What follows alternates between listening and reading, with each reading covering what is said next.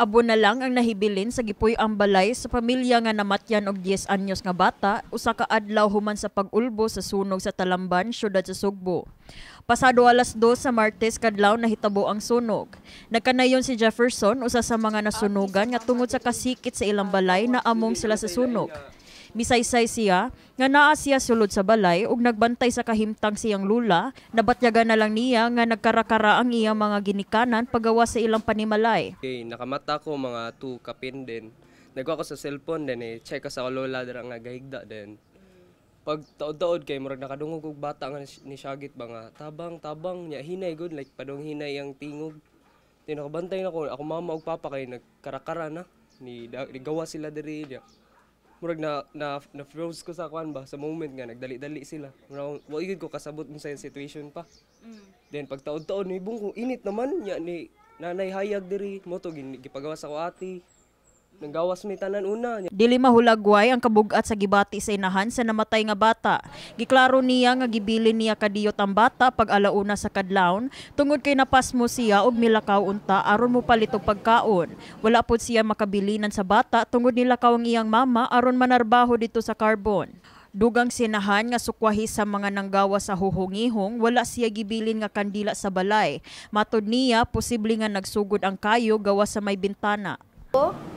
Nilakaw ko kadiyot, walay gibilin nga kurente, walay gibilin nga kandila, solar ra gyud. Nidalikyat ra kog lakaw.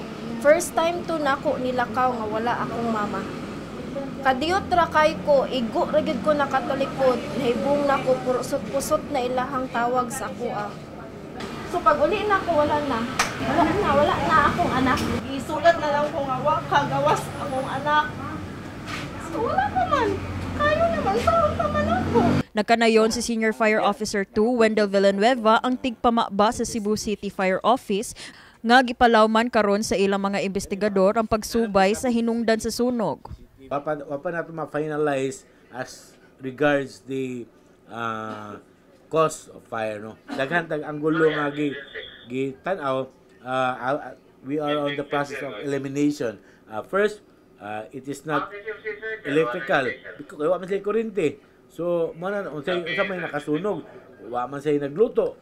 Gigutom ang inahan, wa man siya nikaon diha, nigawas man siya nikaon ko. So wa siya magluto. So unsa may posible nga kuan, wa sila kuryente, wa say suga. So posible nga dunay lamparilla, kandila or katong katol. So mana diha naka-focus ang ato ang investigation. Pahimang no ni Villanueva sa publiko nga di gyud angay mo kumpiyansa ang mga ginikanan ug mga guardian sa pagbilin sa mga bata sa balay nga nag-inusara aron malikayan ang susamang trahedya. Mensahe ni to everyone, especially parents, adults, mga guardians nga di natubiyaan atong mga bata sa panimalay nga sila ra kay wa man takibaw kanus amo igo ang sunugod kanus aon sa mga like mga baha or unsa mga kaning kalamidad ba. Kini si Eliza May Piñaranda alang sa My TV Cebu.